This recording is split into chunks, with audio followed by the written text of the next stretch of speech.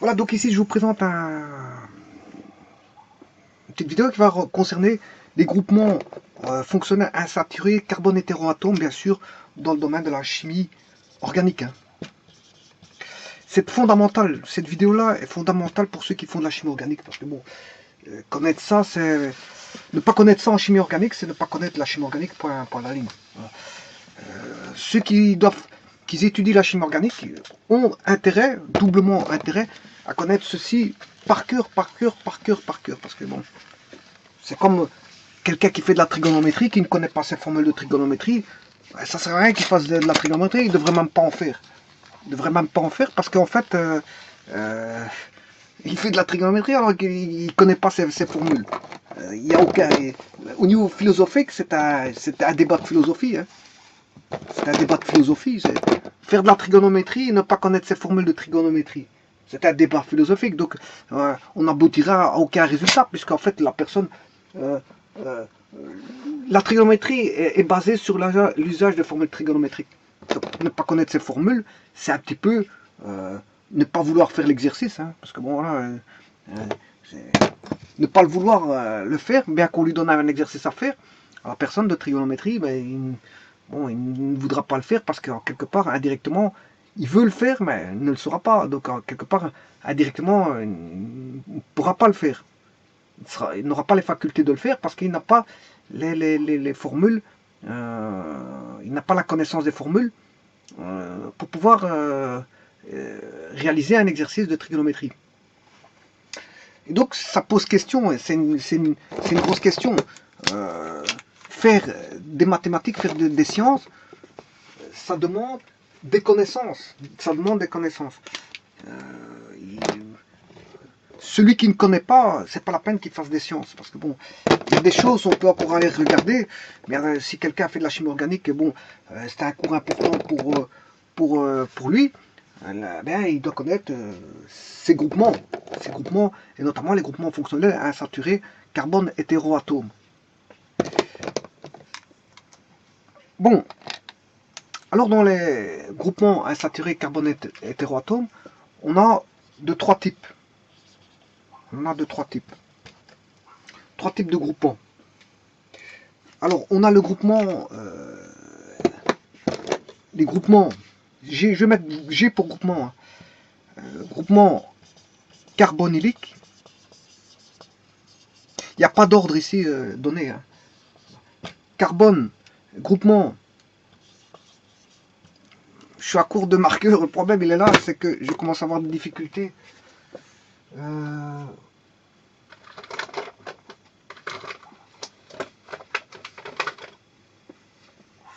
Groupement carbonylique. Groupement carboxylique.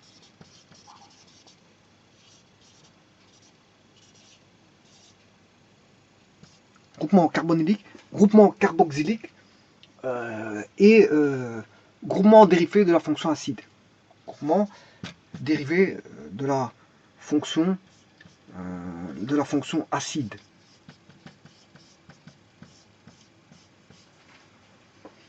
Voilà, donc on va les décortiquer tous les trois.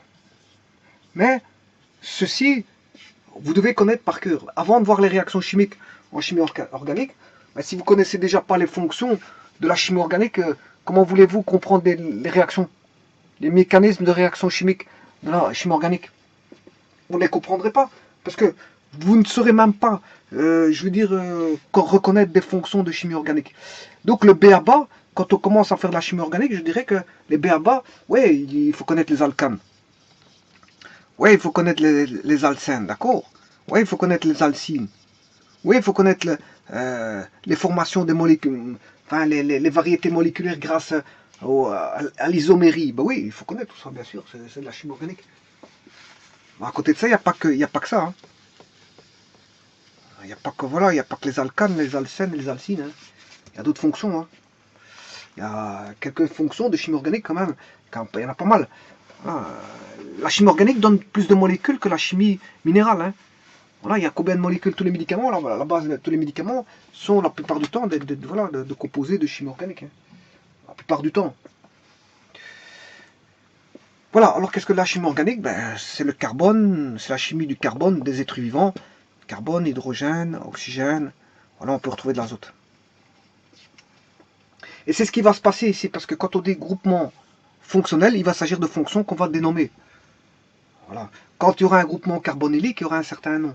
Quand il y a un groupement carboxylique, il y aura un certain nom. Quand on aura un groupement dérivé d'une fonction acide, il y aura un certain nom. Elle est insaturée. Pourquoi? Parce qu'il y a une double liaison. Insaturée, ça veut dire qu'il y aura une double liaison. Hétéroatome, carbone. Hétéroatome, ça veut dire qu'on va jouer avec un carbone de l'hydrogène, ou carbone de l'oxygène, ou carbone de l'azote. Ou une composition, hein. Composition. Bon. Alors, on va voir le 1, le groupement carbonylique. Bon, le groupement carbonylique, c'est du CO. C'est un groupement CO. C'est un groupement contenant du CO. Bon, je vous rappelle que le carbone, il est tétravalent. Hein. Voilà, la valence du carbone, c'est 4.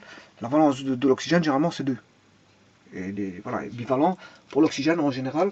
Voilà, et il est de 4 pour le carbone. Donc, si je fais, d'après le titre que j'ai invoqué le titre groupement fonctionnel insaturé. Carbone hétéroatome. Mais il y a un carbone, d'office. Hein. Mais ici, en plus de ça, il y a un oxygène parce que c'est un groupement carbonylique. Donc j'aurai ceci. J'ai bien un carbone et un oxygène. Voilà, carbone-oxygène. Voilà. Là, c'est un groupement carbonylique. Maintenant, vous allez me dire qu'est-ce qu'on va mettre dans les deux autres. Justement, l'astuce, elle est là. Carbone, oxygène. Voilà, il est bien tétravalent, le carbone. L'oxygène est bien monovalent. Mais on mettra des radicaux. Peu importe ce qu'il y a derrière. Qui contiennent des chaînes. Ce sont des chaînes carbonées qu'il y a derrière. On s'en fout ce qu'il y a. Et R peut être différent d'R', ou R peut être égal à R', on s'en fout. Que R soit égal à R' ou différent, on s'en fout.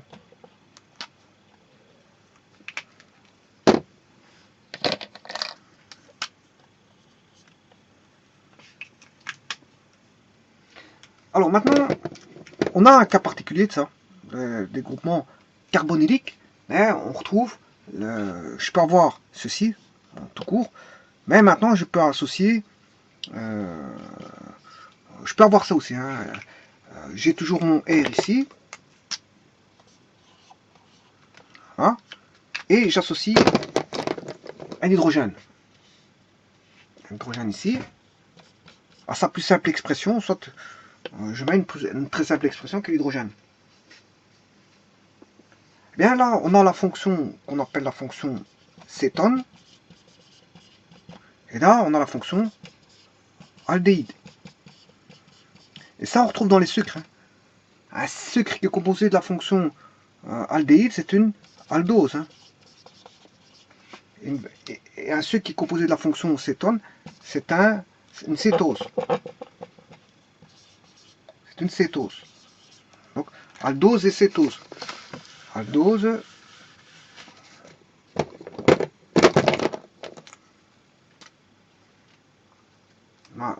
la cétose et on a l'aldose.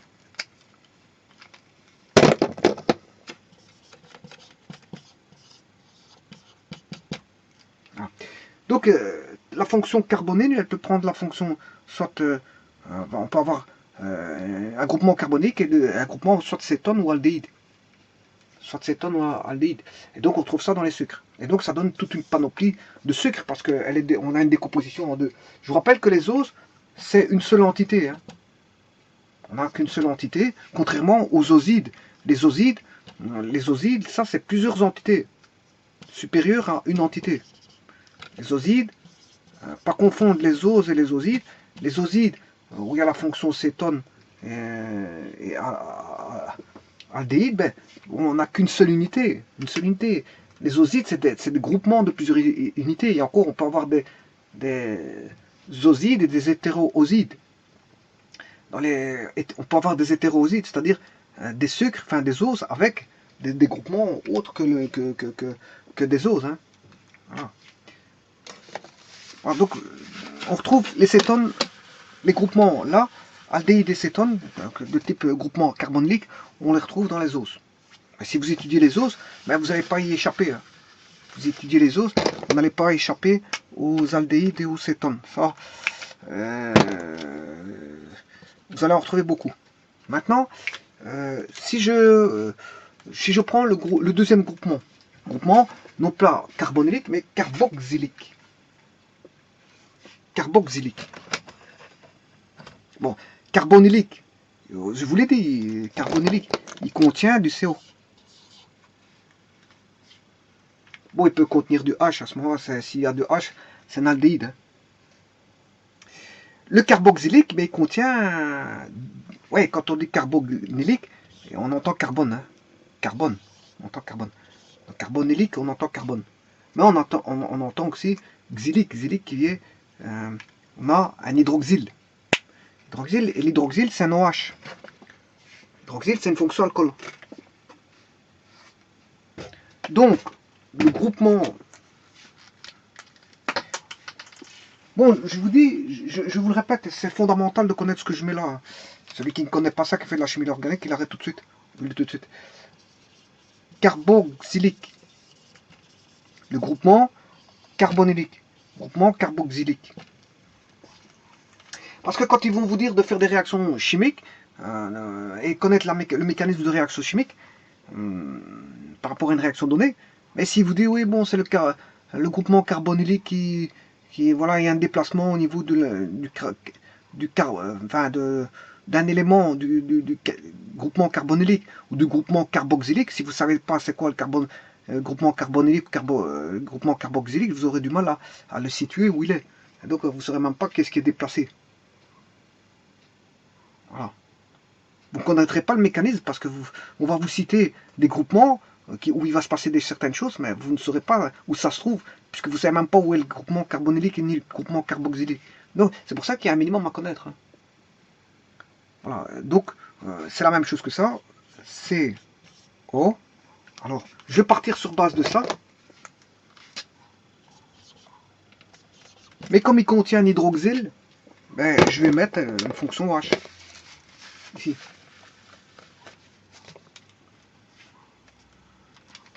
Je vais mettre un OH ici.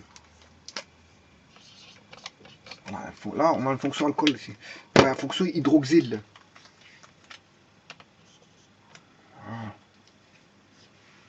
Donc vous voyez qu'ici on a sa plus simple expression, c'est un aldéhyde.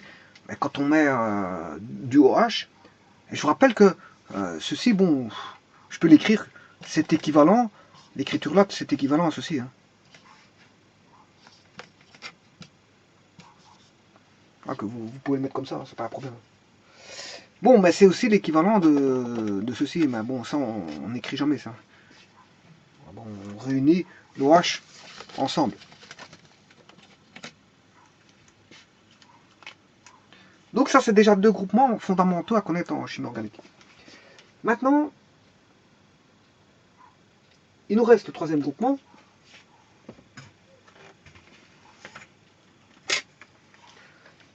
Le troisième groupement, le voici. Donc c'est le groupement dérivé de la fonction acide. C'est le groupement dérivé de la fonction acide. Donc, je viens de voir le groupement carbonylique à connaître par cœur pour si vous faites de la chimie organique. Le groupement carboxylique contenant de l'hydroxyle, OH. Voilà. Groupement carbonylique contient du C et du O. Et le groupement dérivé de la fonction acide. Voyons voir ce qu'on a. Ben, je vais partir toujours du carbone. Carbone. Double liaison.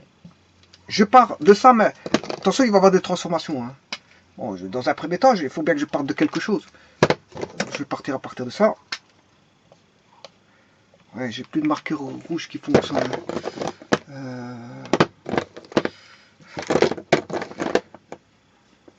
Bon. R'.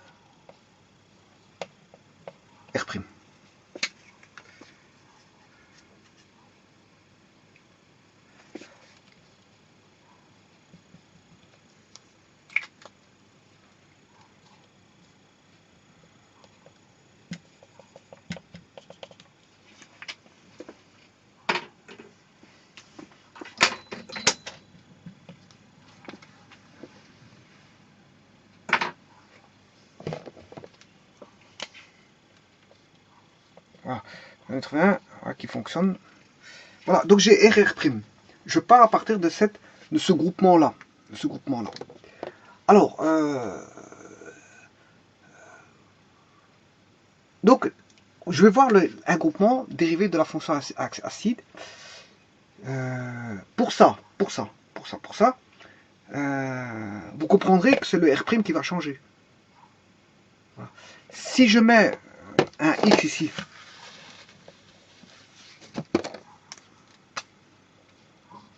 je mets X, eh bien j'ai ce qu'on appelle je mets un halogène, ben, j'ai un halogénure d'acide.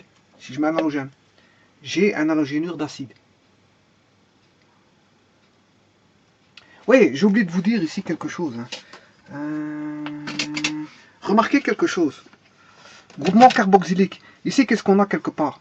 On a du R, C, O, OH. Ouais, c'est ce qu'on a ici, RCOH. Or, il s'agit ici d'un acide. C'est bien un acide. Le groupement carboxylique est un acide. Soit dit en passant, tout à l'heure je parlais des os, les os, qui est une seule entité formée de la fonction aldéhyde ou cétone, ça dépend si on a aldose et cétose, sont des réducteurs, hein, purement et simplement des réducteurs. Hein. Ils sont réducteurs, les os sont réducteurs. Les osides, ça va dépendre. Il y en a qui sont réducteurs, il y en a qui sont voilà, non réducteurs. Voilà. Il y en a qui sont réducteurs, il y en a qui sont non réducteurs, c'est-à-dire oxydants.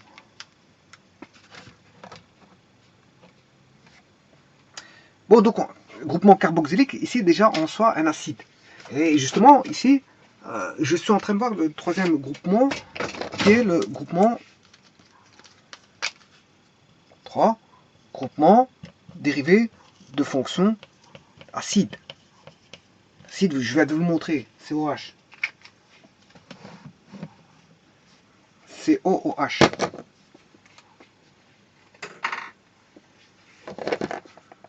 Donc, groupement dérivé de la fonction acide.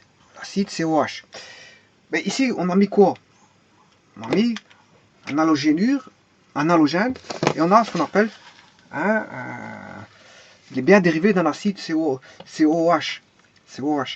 Mais en lieu et place ici, on a mis un halogène X. Dans ce cas-là, qu'est-ce qu'on a? On a ce qu'on appelle un halogénure d'acide. Halogénure d'acide. Ouais, il va donner plusieurs groupements, il faut les connaître par cœur. Hein. Voilà, il faut les connaître par cœur, voilà. Bon, maintenant, si vous avez ceci, C, carbone, O, C, avec des O ici. Là, c'est aussi un groupement dérivé d'une fonction acide, qu'on appelle un anhydride.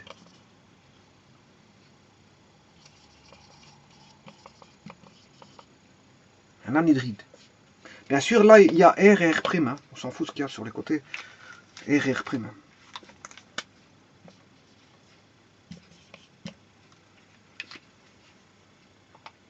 Là, c'est ce qu'on appelle, si vous voyez, c'est symétrique, hein, vous le reconnaissez par sa symétrie. Voilà. Il y a combien de carbone? Il y en a 2. Hein, et il y a combien d'oxygène? Il y en a 2. Quand on a ceci, ben, vous voyez qu'on a la fonction RCO, là il y a un O à la place. Et là on a encore un doublement, un R'CO, voilà, relié le tout à un O. Les symétriques, vous le reconnaissez l'anhydride par la symétrie. Il y a une double liaison de carbone, de 3 oxygènes et une symétrie par rapport à l'oxygène. Vous reconnaissez l'anhydride comme ça en fait. Voilà, alors ça c'est le deuxième. Vous devez connaître l'halogénure pour les groupements dérivés de fonctions acides, l'halogénure d'acide, là on met un halogène X, l'anhydride qui se présente de manière symétrique comme celui-ci, bien sûr les esters fondamentales à connaître, voilà, on a CO,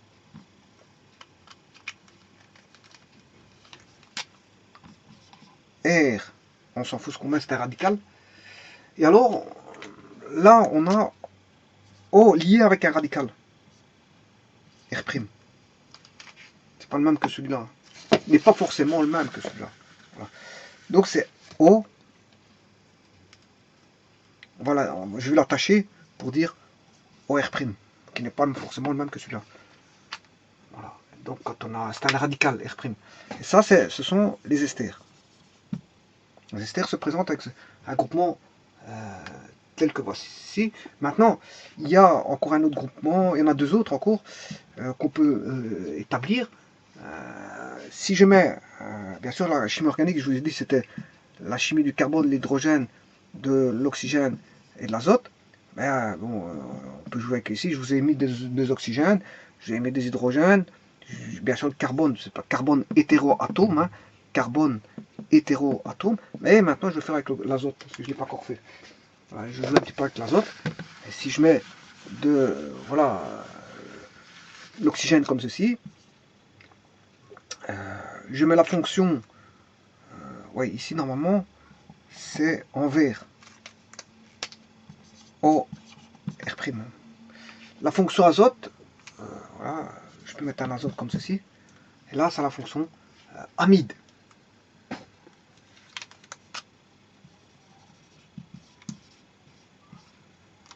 Les amides. Remarquez qu'il y a toujours la double, il y a toujours le CO. Hein.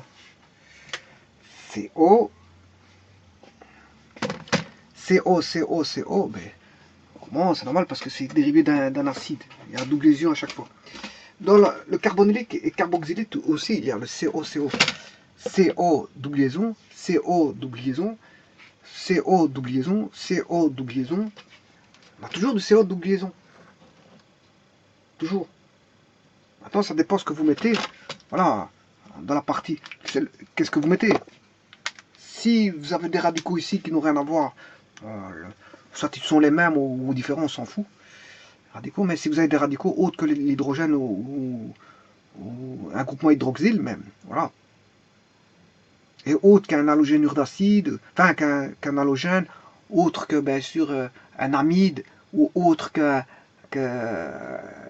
voilà, ben, autre que ça, ben, vous avez des fonctions bien précises. Alors si vous mettez à RCO avec un H, vous avez la fonction carbonylique. Voilà, RCO double liaison à O, RC double liaison O. Là, vous avez mis non pas un H, mais un OH. Groupement carboxylique. Là, RC double liaison X. Ouais, j'aurais dû le mettre en vert. Voilà, c'est ça que je disais. Vous allez mettre un halogène X. Vous avez l'halogénure d'acide. Ici, comment ça va? Ben, ici, il y en a deux qui s'attachent de la même manière. Hein. Ouais, parce que c'est symétrique. CO, COR, COR'. Donc, ici, on attache un oxygène. On attache un oxygène.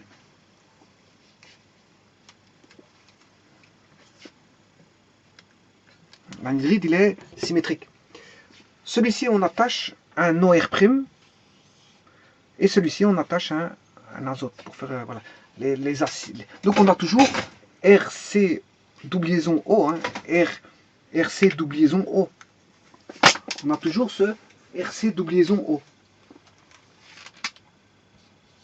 Qu'est-ce qui fait le changement de la fonction? Ben, c'est ce qui va être contenu dans le RCO. RCO. Voilà. Et il en reste un dernier qui est les nitriles. Et là, c'est complètement différent.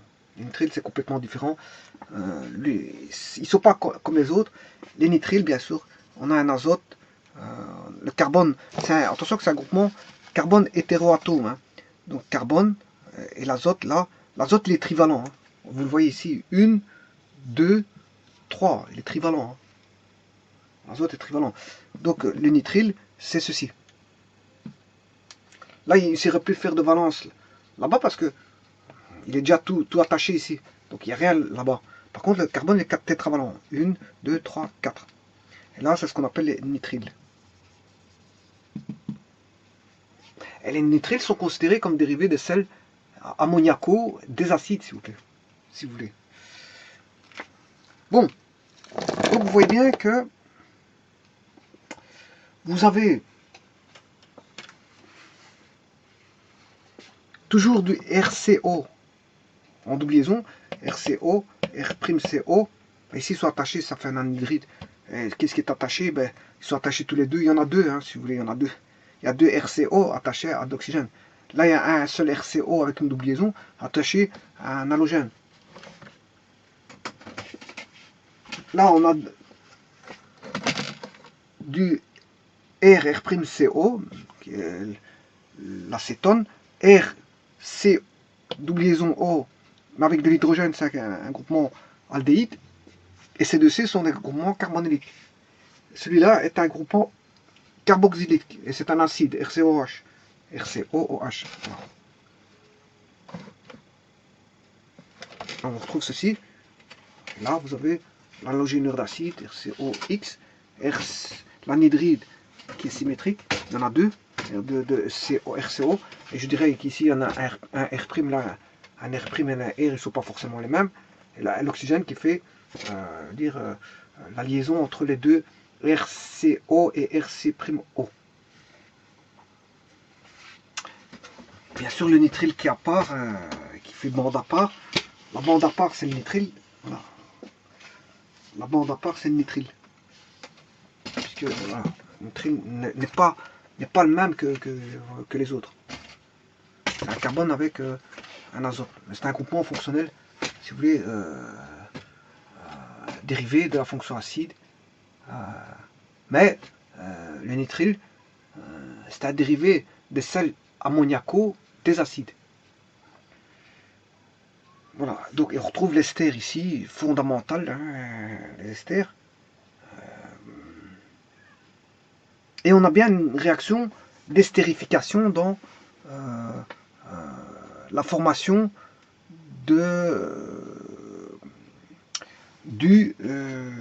quand vous avez l'eau à un os qu'on appelle un os spécial qui est le ribose, hein, c'est un os spécial qui est le ribose, qu'on appelle le désoxyribose. Désoxyribose que vous attachez de la TCG, ben vous avez ce qu'on appelle un mononucléoside. Ça devient un oside. Il y a de l'eau, c'est une seule unité. Vous mettez à TCG, mais ça fait plus d'une unité, puisque vous attachez soit de l'adénine, thymine, cytosine ou guanine, mais ça fait plus d'une unité, parce qu'on a déjà le T qui est associé à l'os. L'os, c'est une seule unité. Soit un aldose ou un cétose. Vous rajoutez une autre unité, ATCG, une base qu'on appelle soit purique ou pyrimédique, soit en fonction de ATCG. Vous les mettez ensemble, vous avez un mononucléoside. Mononucléoside. Voilà. Alors, le mononucléoside, vous allez lui introduire de l'H3PO4, l'acide phosphorique, pour avoir ce qu'on appelle un mononucléotide. Voilà. Et l'H3PO4 va s'attacher avec le mononucléoside par estérification, par réaction d'estérification. Voilà. Alors, et donc, qui dit mononucléotide, en les attachant par chaîne, on a un polynucléotide. Et bien sûr, quand vous rajoutez une protéine à ce polynucléotide, vous avez une nucléoprotéine. Voilà, nucléoprotéine. La base de l'ADN. La base de l'ADN. Voilà. Donc, il y a une réaction d'estérification et il y a un os dedans, hein, qui est un os spécial qui est du ribose, mais spécial, il est désoxydé. On a retiré un oxygène. Voilà, du ribose. Pour faire de ce qu'on appelle du désoxyribose. Pour l'attacher avec soit la TCG. Voilà. Et donc là, on a une réaction d'estérification qui se passe là-bas, en lieu et place. Bon, et là, on a les amides. Fonction amide, voilà. Il nous reste encore deux liaisons ici, possibles. Alors que là, tout est attaché. Dans les nitriles, tout est attaché. Les amides, c'est de l'azote. Amide. Pas confondre avec amide et amidon. Hein. Amidon, c'est un sucre. Hein. Amidon, c'est un sucre. Voilà. Voilà. L'amidon, c'est un osane, ce qu'on appelle un osane. L'amidon, c'est un osane. C'est un sucre. C'est un glucide, plutôt un glucide. Parce que les diététiciens distinguent les glucides, dont les sucres font partie, voilà. Alors, pour eux, pour les diététiciens, on a l'amidon plus le sucre plus les polyols donnent les glucides. Voilà, pour les diététiciens. Polyol plus glucides, glucides égale pour les diététiciens, sucre plus polyol plus amidon. Voilà, ça c'est pour les diététiciens. Maintenant, ce qu'ils appellent sucre, bon, c'est certaines molécules dose et dosine et doside. Voilà, ce qu'ils appellent polyol, ben, c'est du mannitol, du sorbitol, de l'isomalt, etc. Du maltitol, sorbitol, mannitol, isomalt, etc. Voilà, toute une panoplie de polyol qu'ils appellent le xylitol aussi, qu'ils appellent polyol.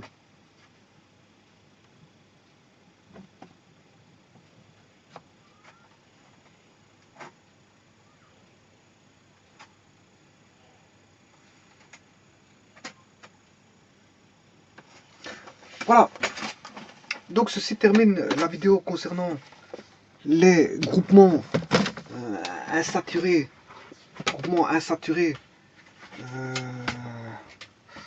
carbone hétéroatome, les groupements fonctionnels insaturés carbone hétéroatome. Et donc, à connaître par cœur ceci, parce que bon, si vous faites de la chimie organique, ben, la première des choses à étudier, vous étudiez ça. La première des choses que vous devez étudier, bien sûr, vous devez étudier les alcanes, mais bon, les alcanes, c'est pas très difficile. Les alcènes et les alcynes, mais prenez la peine d'étudier ça, ça s'étudie très vite, hein, je veux dire, bon, 5-10 minutes, vous connaissez, ça vous posera pas beaucoup de problèmes. Pour le restant, voilà, si vous étudiez ça, 5-10 minutes, c'est fait. Hein. À la rigueur, si vous voulez prendre 1 heure à l'étudier ça, mais étudier 1 heure, ça pourra vous faciliter la tâche pour, je veux dire, la suite de vos cours en chimie organique, parce que c'est fondamental. C'est des notions fondamentales. C'est comme si on devait apprendre en mathématiques, voilà, les tables de multiplication. Si vous ne les connaissez pas, ben, c'est pas la peine de calculer. Hein. Mais si c'est la même chose, si vous ne connaissez pas ces fonctions-là, ben, faites pas de la chimie organique, arrêtez tout de suite. Donc en chimie organique, que ce soit n'importe quel cours, il y a des minimums. Il y a des minimums à connaître. Voilà, je vous remercie.